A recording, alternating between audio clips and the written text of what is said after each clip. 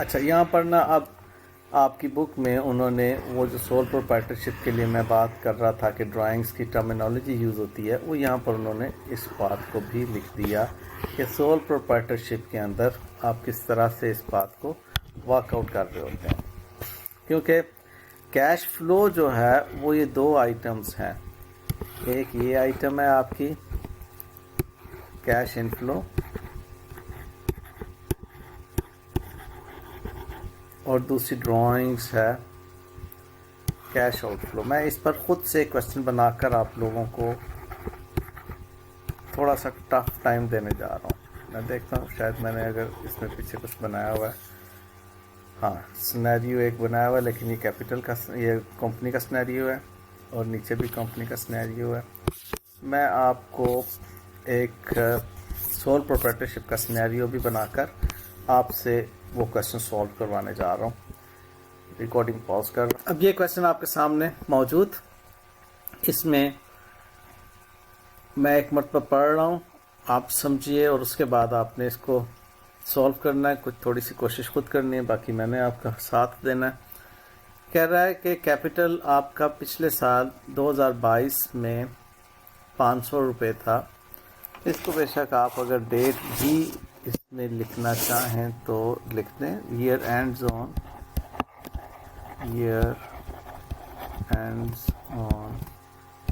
31 दिसंबर। आपने मज़ीद इलेबोरेट कर दी बात, ठीक है। आपका ये 2023 31 दिसंबर 2023 के बैलेंसेस हैं, 31 दिसंबर 2022 के बैलेंसेस हैं। और कह रहा है कि आपने फॉर द ईयर 31 दिसंबर 2023 की आपने स्टेटमेंट ऑफ कैश फ्लोज में जो फाइनेंसिंग एक्टिविटीज़ हैं वो आपने बतानी है कितनी है। आपके पास ओपनिंग कैपिटल 500 था जो 700 रह गया। आपके पास पिछले साल 500 का प्रॉफिट था, 2023 में 400 का प्रॉफिट हुआ। पिछले साल 50 आपने फ्रेश कैपिटल इंट्रोड्यूस किया था, इस साल आपने 150 कैपिटल इंट्रोड्यूस किया। कह रहा स्टेटमेंट ऑफ कैश फ्लोज में आपकी जो फाइनेंसिंग एक्टिविटीज़ जिस तरह से नजर आएगी वो बनाए, उसका एक्सट्रैक्ट में। Should I give you a minute और टू? जी बच्चों, चलो सॉल्व करो, मैं पॉज कर रहा हूँ।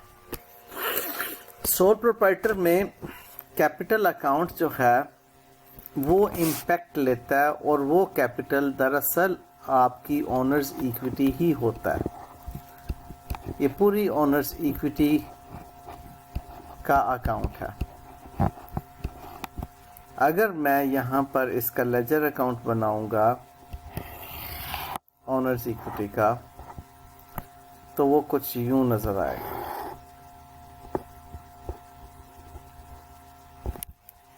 जिसे आप ओनर्स इक्विटी अकाउंट कहें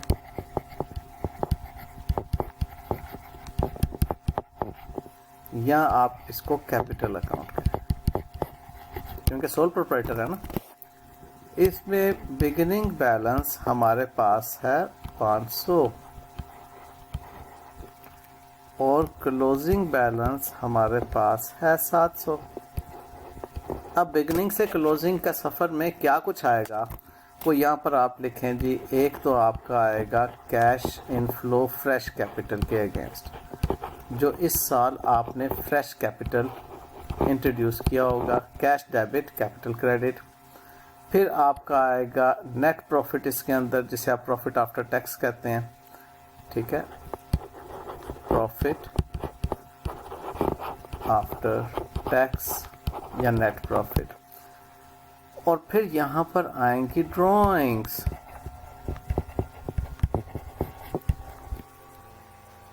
ठीक है। ड्यूरिंग द ईयर जो ड्राइंग्स हुई हैं वो आएंगी।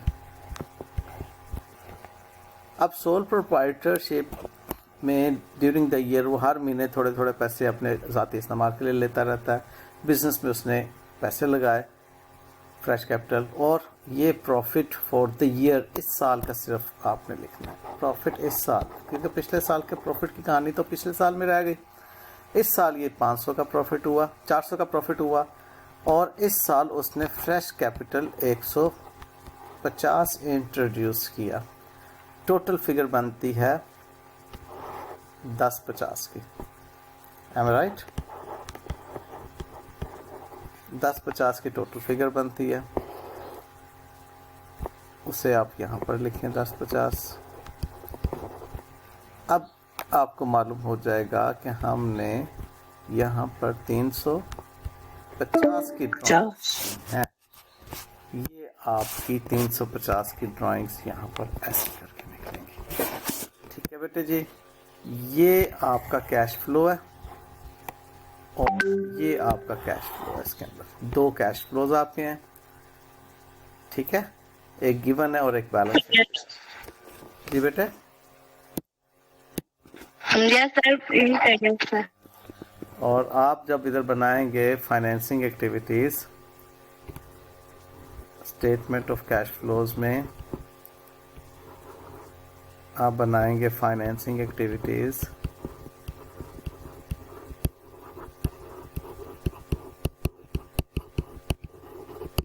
तो आप उसमें आप लिखेंगे फ्रेश कैपिटल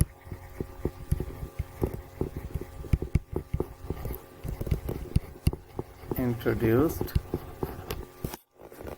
150 और ड्राइंग्स पेड, आपने तो पे की है ना, आप अपने पॉइंट ऑफ व्यू से बना रहे हैं, आपने ड्राइंग्स पे की हैं 350 और इसमें आप कहेंगे नेट कैश आउटफ्लो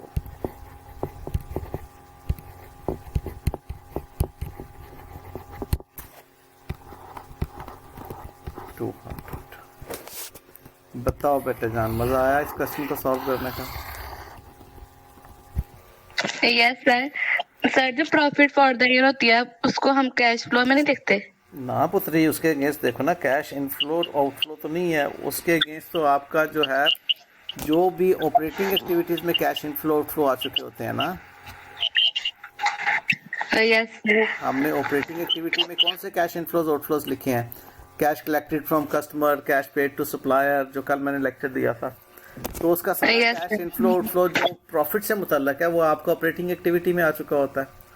तो ऑनर्स इक्विटी से मुतल्लक एंड लायबिलिटीज से मुतल्लक जो कैश इनफ्लो आउटफ्लो होगा वो फाइनेंसिंग एक्टिविटीज में आएगा। ये एक्सट्रैक्ट है, ये स्टेटमेंट ऑफ कैश फ्लो का एक्सट्रैक्ट है सिर्फ और सिर्फ, जो 5 नंबर का एग्जामिनर ने पूछ लिया। ठीक है, यस सर। किसी बच्चे का कोई सवाल है तो जरूर कर रहे, क्योंकि मैं नहीं चाहूंगा कि आप कंफ्यूजन ज़हन में रखें इसके लिए कोई। जी बेटे, ठीक चल रहा है? जी सर ठीक चल रहा है। सर एक रेलिवेंट क्वेश्चन है इसके। बोलो बेटा। सर वो पेपर में आते हैं एक्सट्रैक्ट्स बनाए, तो हम डायरेक्ट यही बना सकते हैं या पीछे वर्किंग भी शो कर दें सारी? बेटे जान, ये पूरी वर्किंग शो करनी, ये वर्किंग है और ये एक्सट्रैक्ट है नीचे। ये ऊपर मैंने वर्किंग की अकाउंट किया और नीचे एक्सट्रैक्ट मैंने किया, पूरा आपने बनाना है। आई कैप का सोल्यूशन देख रहा था, उन्होंने सिर्फ एक्सट्रैक्ट्स बनाए थे, वर्किंग शो ही नहीं की थी। अल्लाह ताला उन्हें माफ़ करे, उन्होंने गलत किया है। अल्लाह ताला उन्हें, नहीं गलत नहीं मैं कहूँगा, मैं सिर्फ ये कहूँगा अल्लाह ताला उन्हें माफ़ करे, क्योंकि जब पेपर में बच्चों के नंबर काटने की बारी आएगी उस वक्त तो वो नंबर काटेंगे जी वर्किंग नहीं दी हुई। ठीक है, इसलिए वर्किंग रेफरेंस दें आप, और ये आप कहें कि जी हमने ये वर्किंग की है, इस तरह से आप काम कराएंगे। Okay sir. ठीक है, वर्किंग बेस होना बहुत ज़रूरी है बेटा। अच्छा जी, मैंने आपसे कहा था कि आपको मैं पार्टनरशिप का भी थोड़ा सा बताऊंगा, क्योंकि इधर उन्होंने देखो, अब होता क्या है, आपकी बुक में एग्जामिनर ने 2 लाइंस लिखती हैं सोल प्रोप्राइटर की और पार्टनरशिप की। अब वो ये नहीं कह सकता कोई बच्चा कि जी हमारी किताब में तो ये था ही नहीं जी, एग्जामिनर ने जो है वो आउट ऑफ सिलेबस दे दिया बात। वो कहेगा जनाब मैंने तो आपकी किताब में लिखा हुआ था। ठीक है, you may face a question asking for the preparation of A statement of cash flow for a sole proprietor or a partnership. Such a question might require the calculation of cash flows between the owners and the business. These cash flow would be capital introduced and drawings. ठीक है, मैंने ये 2 आपको cash flows बता दी। अब examiner कहेगा कि जी हमने तो किताब में से सवाल उठाया, ठीक है, आप अपनी किताब पढ़ें। इसलिए मैं कहता हूँ किताब पढ़ना बहुत इंपॉर्टेंट है अगर फर्स्ट अटैम्प्ट में पास होना चाहते हो। अगर चांस लेना चाहते हो तो फिर खैर है, जब पास होने का मूड होगा उसको फिर किताब पढ़ लेना, ठीक है। तो अब ये मैंने आपको सोल प्रोप्राइटर पे क्वेश्चन बना दिया। अब मैं आपको पार्टनरशिप पे एक सवाल बनाने जा रहा हूँ। बाकी ये जो सिनेरियोज मैंने बनाए हुए हैं ये मैंने कंपनी स्टाइल ऑफ बिजनेस के बनाए हुए हैं सिनेरियोज। मैं आपको इस वक्त पार्टनरशिप पे क्वेश्चन बना के दे रहा हूँ जी।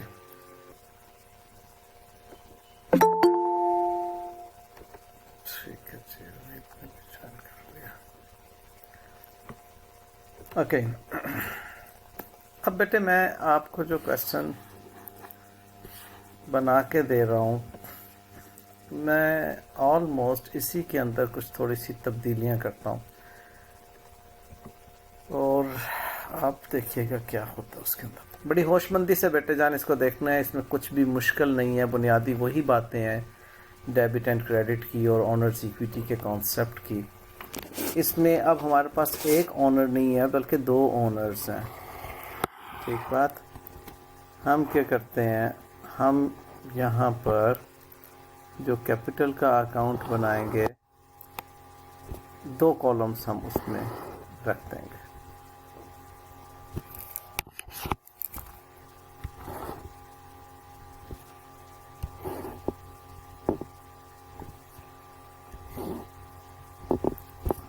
दो columns, one for A and the other for B, ठीक है जी। अब ये हमारे पास जो सिचुएशन आ गई इसमें हमने कैपिटल का अकाउंट जब बना लिया तो हमें अब एक और अकाउंट भी इससे मिलता जुलता बनाना होगा जिसको हम कहेंगे करंट अकाउंट।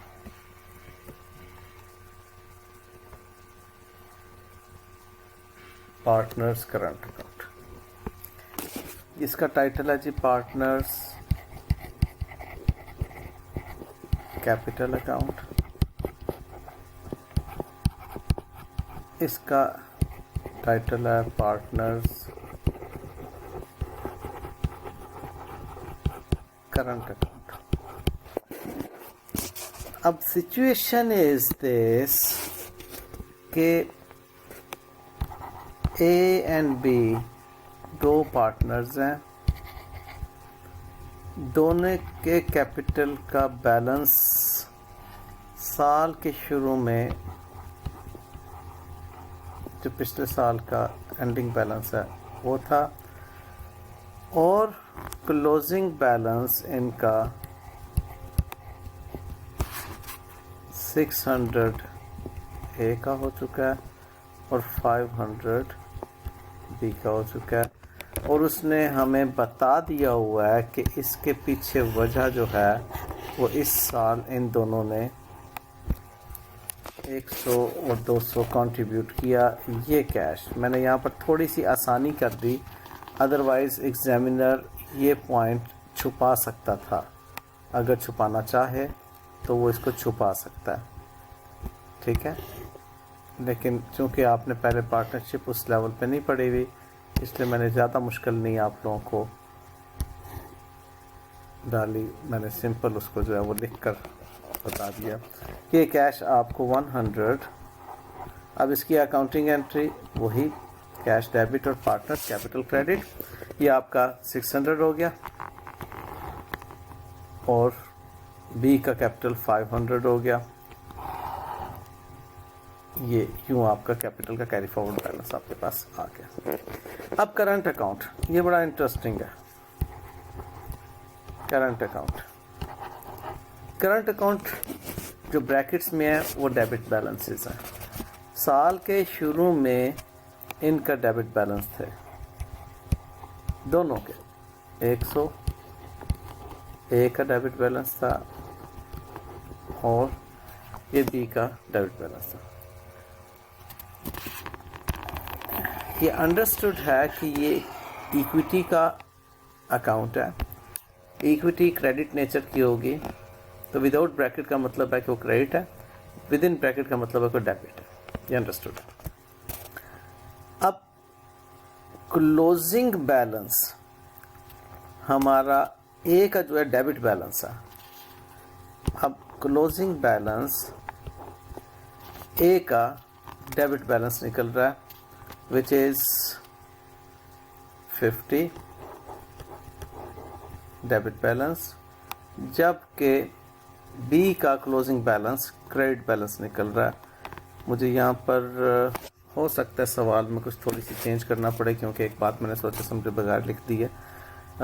स्पॉन्टेनियस क्वेश्चन बनाया तो इसलिए हो सकता है मुझे फिगर कोई आगे पीछे करना पड़े, माइंड ना कीजिएगा उस वक्त। ये हमारे पास क्रेडिट बैलेंस आ रहा है बी का विच इज 100। ओके, अब अगली बात देखिए जो बहुत इंपॉर्टेंट है, वो है प्रॉफिट शेयर। हमें प्रॉफिट आफ्टर टैक्स जो भी है 2400 का उसको डिवाइड करना होगा। पिछले वाले को तो भूल जाए ना, 2400 को डिवाइड करना होगा इन दोनों में। तो ये जी प्रॉफिट शेयर आप यहाँ पर ले लेंगे।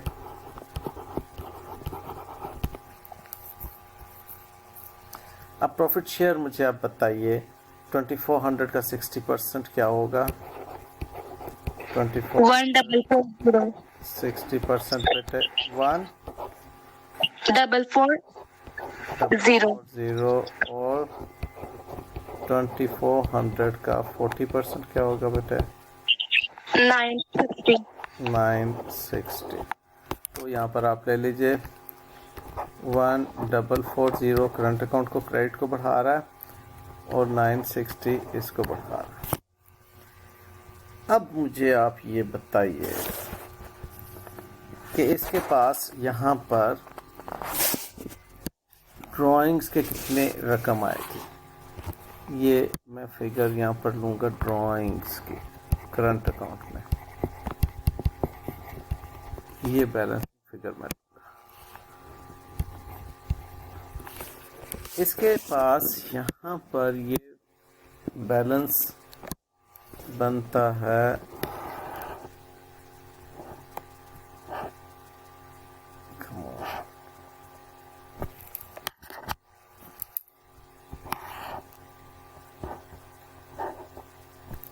1490 और ये बनता है 960। ठीक है, मुझे फिगर चेंज नहीं करना पड़ेंगे। ठीक है सब कुछ।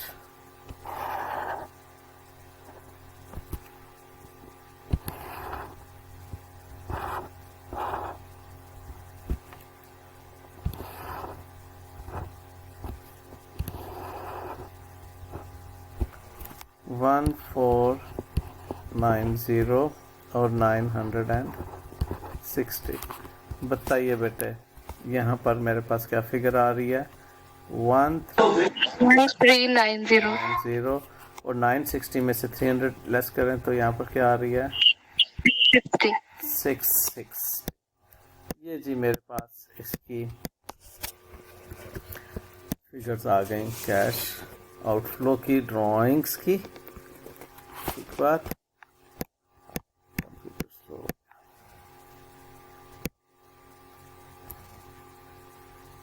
ये मेरे पास ड्राइंग्स की फिगर आ गई थी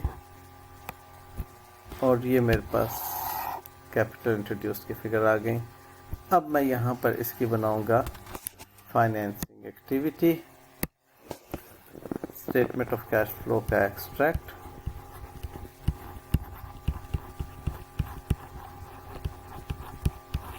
फाइनेंसिंग एक्टिविटीज का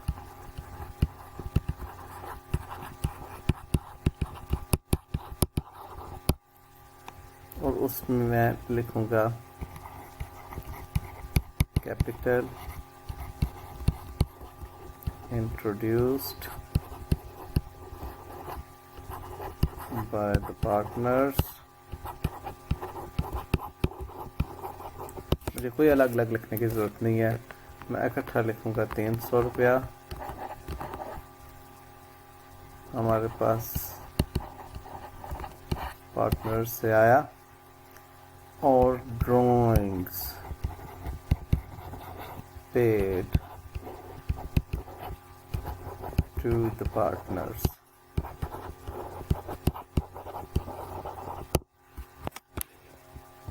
की फिगर बनती है जी 10 किया 14 2050 जी। 2050 ये कैश आउटफ्लो आ गया जी, और नेट कैश आउटफ्लो आया 1750। ये जी आपकी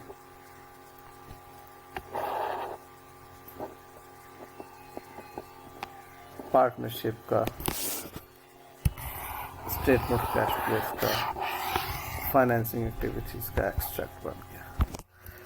बताओ बेटे जान, हमें कॉन्सेप्ट क्लियर हुआ जी कि पार्टनरशिप में क्या होता है। पार्टनरशिप में एक कंट्रोलिंग अकाउंट होता है जिसे हम करंट अकाउंट कहते हैं, जो कि साल में जितने भी प्रॉफिट्स कमाए होंगे वो क्रेडिट में आ जाएंगे। आपके profit after tax profit share एक क्रेडिट में आ जाएगा। यहाँ से मैंने उसकी वर्किंग को उठाया, ठीक है जी, और इसको मैंने प्रॉफिट आफ्टर टैक्स की शेयरिंग में ले लिया। Any question from your side बेटे?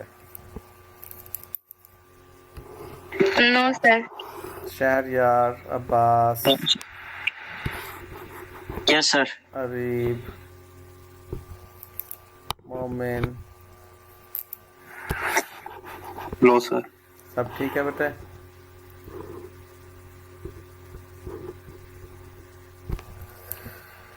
जी सर, सब ठीक है। ग्रेट। ये मैंने आप लोगों को बहुत अहम दो सिनेरियो करवाए हैं जो कि नॉर्मली अंडरस्टूड छोड़ दिए जाते हैं कि स्टूडेंट खुद ही देख लेगा, और वहीं पर आके स्टूडेंट जो है वो गड़बड़ कर जाता है। ठीक है, आपने प्लीज़ इन्हीं सिनेरियोज को खुद से सॉल्व करना है, अपनी खुद से एक मेहनत करनी है। आपको इस पे क्वेश्चन ज़्यादा नहीं मिलेंगे। आपने क्या करना है, आपने अपने फिगर्स चेंज करके इन्हीं को दोबारा से करने की कोशिश करनी है। ठीक है, ये मैंने शेड इसलिए किया कि यहाँ पर इसमें इनकॉर्पोरेट हुई नहीं है बातें, अदरवाइज़ वो कह सकता था कि एज इज़ वही ओपनिंग बैलेंस आ रहा है, इनकॉर्पोरेट नहीं हुआ हुआ, यहाँ आपको ये ना लिखता, सिर्फ अंदर से आपने वो फिगर निकालनी थी, वो आपकी बैलेंसिंग फिगर बन जानी थी। ठीक है बेटे, तो अब मैं आपको ये मज़ीद दो सिनेरियोज़ जो हैं वो भी क्लियर कर देता हूँ, जिसमें कि मैंने आप लोगों से गुफ्तगू की हुई है रिगार्डिंग रिटेन्ड अर्निंग और कंपनी स्टाइल ऑफ बिजनेस। आपको मेरी आवाज़ आ रही है? क्यों बच्चों, आवाज़ आ रही है आपको?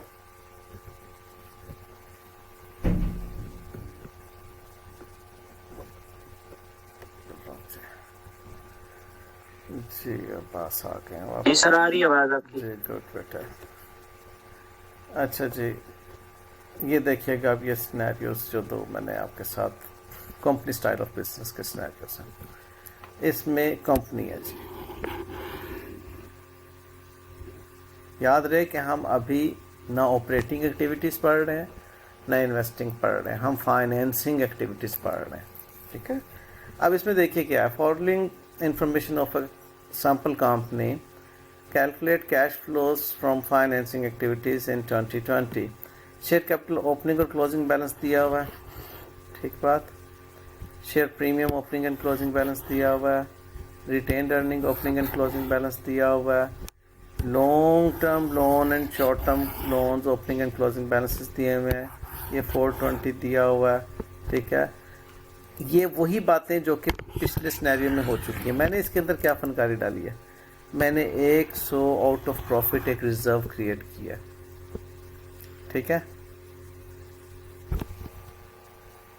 अभी मैंने इसमें क्या है, no bonus shares were issued.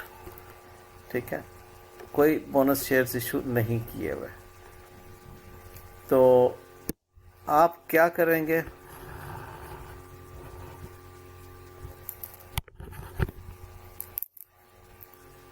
बताएं ज़रा। रिजर्व्स को बाहर निकाल देंगे, माइनस करेंगे। हाँ जी, आप प्रॉफिट का जब टी अकाउंट बनाएंगे रिटेन्ड अर्निंग का, तो आप इसकी अकाउंटिंग एंट्री करेंगे।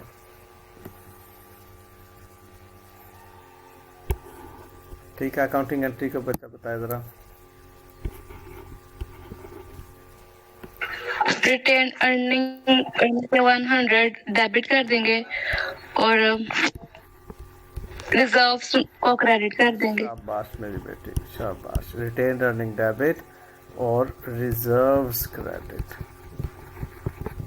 अरुष माशाल्लाह, बहुत मज़ा आता है जब आप सोच कर बातों को इस तरह कर रही होती हो। यही है बस, इतनी सी अकाउंटिंग है जो अरुष ने माशाल्लाह बड़े अच्छी पिक कर ली हुई हैं बातें, उसके डेबिट क्रेडिट की नेचर को पकड़ लिया और चीज़ें। अब तो बताओ, इसमें कहीं कैश डेबिट क्रेडिट हो रहा है? नहीं हो रहा। इसका मतलब है कि फाइनेंशियल एक्टिविटीज़ में नहीं लिखा जाएगा, बल्कि रिटेन अर्निंग का जो हम एक्सक्यूज में लेजर अकाउंट बना रहे होंगे तो रिटेन अर्निंग के लेजर अकाउंट में इसको सिर्फ हमने एडजस्ट करना होगा, ठीक है। और फिर वहाँ से हमें डिविडेंड की बैलेंसिंग फिगर मिलेगी। ओके, मैं अगर छोटू सा रिटेन अर्निंग का लेजर अकाउंट बना दूँ यहाँ पर, बाकी की बातें मैंने पीछे जो ये वाला क्वेश्चन सॉल्व करवाया था ना आपको, ये वाला, इसमें जो रिटेन अर्निंग का हमने लेजर अकाउंट बनाया हुआ है, बाकी की वही वाली बातें हैं। सिर्फ एक एडिशनल बात इस सवाल में आ गई है, वो है आपका, सॉरी क्या हो गया भाई,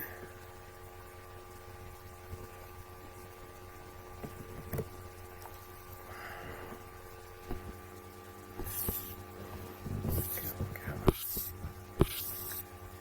अच्छा, ये लेजर अकाउंट क्विकली अगर आप इसका बना लें तो हमारे पास ओपनिंग बैलेंस रिटेन्ड अर्निंग का, ये मैं रिटेन्ड अर्निंग का बना रहा हूँ जी, ज़रा सब बच्चे थोड़ा सा हेल्प करें। रिटेन्ड अर्निंग का ओपनिंग बैलेंस हमारे पास है 390 और एंडिंग बैलेंस हमारे पास है 570। शाबाश। Profit for the year, profit for the year है 420, ठीक बात। और रिजर्व्स क्रिएट किए आपने 100 के, तो बैलेंसिंग फिगर आ जाएगी डिविडेंड की। How much is that? 140। 140, शाबाश। 140 की बैलेंसिंग फिगर, ठीक है जी। बाकी इस क्वेश्चन में और कुछ भी ऐसी बात नहीं थी, सिर्फ यही एक बात पिन्हा थी, नई बात रिजर्व क्रिएट करने की आई है। बाकी मामला सादा है। मैं आगे चलता हूँ। आगे अब ये किया, शेयर कैपिटल का और शेयर प्रीमियम का बैलेंस जो है छुपा दिया और एक नया बैलेंस दे दिया रीवैल्यूएशन सरप्लस का, ओपनिंग बैलेंस, ठीक है जी। अब इसको देखें जी, हम जरा सॉल्व करते हैं कैसे।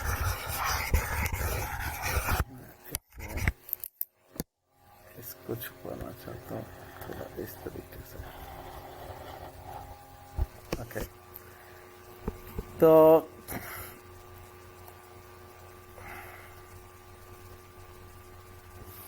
ये मैंने कुछ थोड़ा सा यूं भी कर दिया कि ये बातें इसमें सिनेरियो का हिस्सा बना दें, यानी कि ये आपका पूरा सिनेरियो ये है।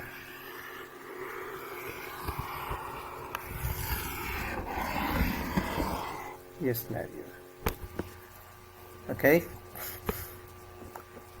इसमें अब आपने क्या देखा, कैपिटल आपका 400 से कितना रह गया आपने देखना है, प्रीमियम बाकी कितना रह गया, रिटेन्ड अर्निंग आपका 390 से 570 हुआ, 420 ड्यूरिंग द ईयर आपने प्रॉफिट कमाया, वो आपने इसके अंदर किया। नए बोनस शेयर्स इशू हुए, उसकी चेंज आपने लेकर आनी, issue of bonus shares out of retained profit, out of premium और आउट ऑफ रिटेन्ड प्रॉफिट। ये दो बातें ध्यान में रखिएगा। इसके लिए क्या अकाउंटिंग एंट्री होगी मुझे बता दें। Issue of bonus shares out of premium की क्या अकाउंटिंग एंट्री है, और issue of bonus shares out of premium debit करेंगे। शाबाश, शेयर प्रीमियम को डेबिट करेंगे और किसको क्रेडिट करेंगे? Bonus shares. ना बेटे, जब भी आपका कोई शेयर इशू होगा तो शेयर कैपिटल ही क्रेडिट होना है। जी सर, शेयर कैपिटल। ठीक है, शेयर कैपिटल ही क्रेडिट होना है। शाबाश। और रिटेन्ड अर्निंग में रिटेन्ड प्रॉफिट्स को आप डेबिट करेंगे और कैपिटल शेयर कैपिटल इसको क्रेडिट इसको करेंगे। मतलब ये बात ध्यान में रख लीजिएगा कि इन दोनों की वजह से आपका शेयर कैपिटल ही क्रेडिट होगा, डेबिट मुतल्लका अकाउंट्स में जाएगा। इशू ऑफ राइट्स शेयर्स की अकाउंटिंग एंट्री क्या होगी बेटा? ये बड़ा मजे का सवाल है। इशू ऑफ राइट शेयर्स की अकाउंटिंग एंट्री क्या होगी? सर शेयर राइट डेबिट हो जाएंगे और शेयर कैपिटल क्रेडिट हो जाएगा। नहीं शेयर कैपिटल। ना पुत्र शहजादे हो, भूल गए हो रिटेन्ड आपकी सारी स्टेटमेंट चेंजेस इन इक्विटी भूल गए हो। शेयर कैपिटल आपका क्रेडिट होगा, शेयर प्रीमियम क्रेडिट होगा, कैश डेबिट होगा। जो राइट्स इशू हैं इसमें आपको कैश रिसीव होता है। ठीक है, जी सर। Yes sir. इसमें आपको कैश रिसीव होता है, ये बात याद रखना।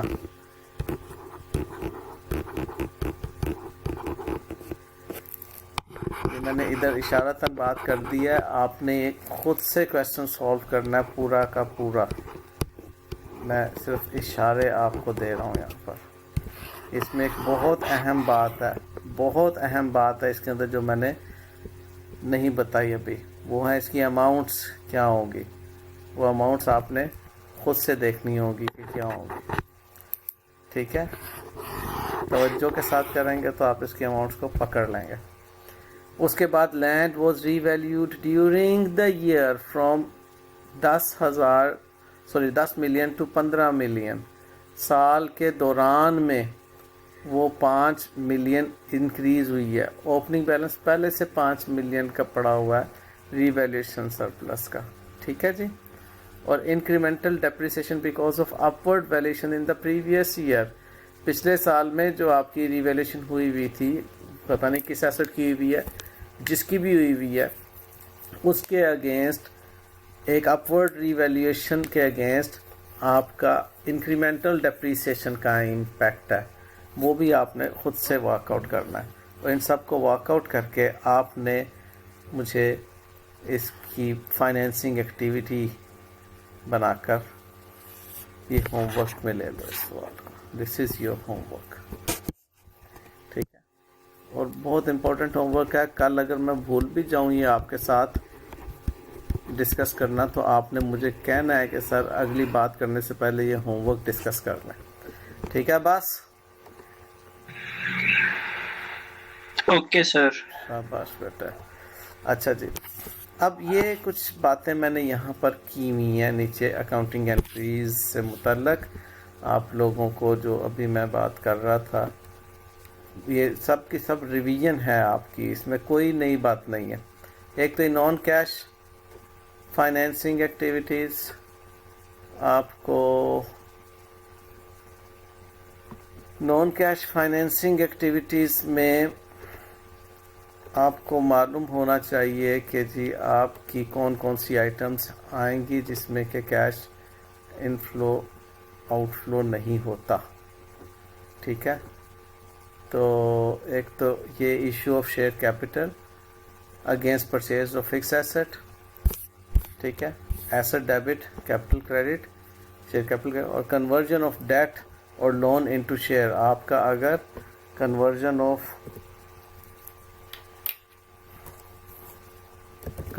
ऑफ डेट और लोन इनटू शेयर, और इसके अलावा भी कुछ बातें हैं, वो भी आप ज़रा मुझे बताएं, जो मैंने आपको बता दी हैं लेकिन इसमें नहीं लिखी हुई।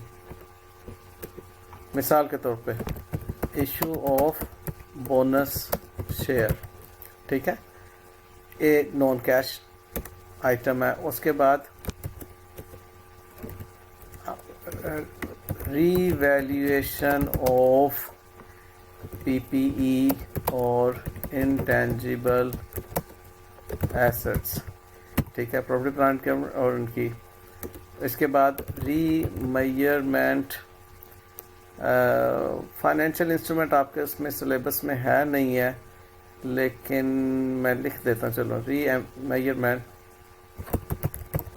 ऑफ फाइनेंशियल एसेट, जो कि आपकी इन्वेस्टमेंट्स होती हैं उनको हम फाइनेंशियल एसेट्स कहते हैं, एट फेयर वैल्यू थ्रू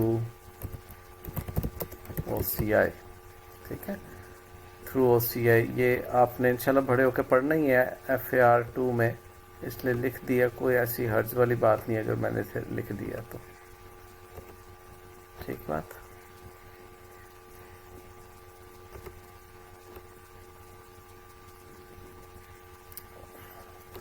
जो थ्रू OCI है वो ओनर्स इक्विटी में इम्पैक्ट लेती है। अच्छा जी, और आपकी ओनर्स इक्विटी से मुतल्लक एक और बात है जो कि नोट किया है। इंक्रीमेंटल डेप्रिसिएशन, जी बेटे, इंक्रीमेंटल डेप्रिसिएशन भी आएगी शाबाश, क्या? आपकी आएगी मेंटल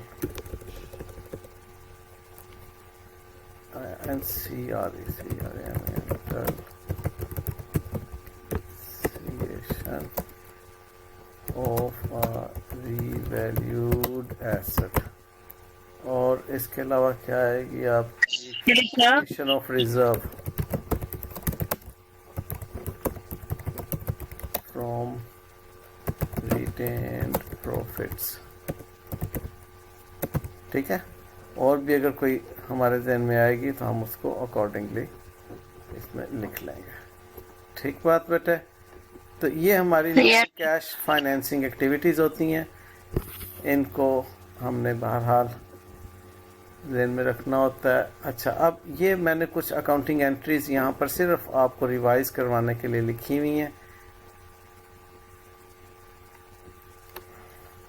ठीक है, जो कि आप ऑलरेडी माशाल्लाह से जानते ही हैं, ठीक है जी। तो ये आप का लेक्चर आज का हो गया कंप्लीट।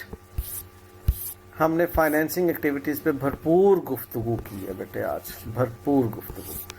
इसको आप अच्छा सा रिवाइज कीजिएगा और पूरी किताब पढ़ लेनी है इसके ऊपर आपने, क्योंकि फाइनेंसिंग एक्टिविटी मैंने कंप्लीट आपको डिस्कस कर ली है। ओके बेटे, यस सर। ठीक है, okay good luck, good luck, good luck, अल्लाह हाफिज़। अल्लाह हाफिज सर।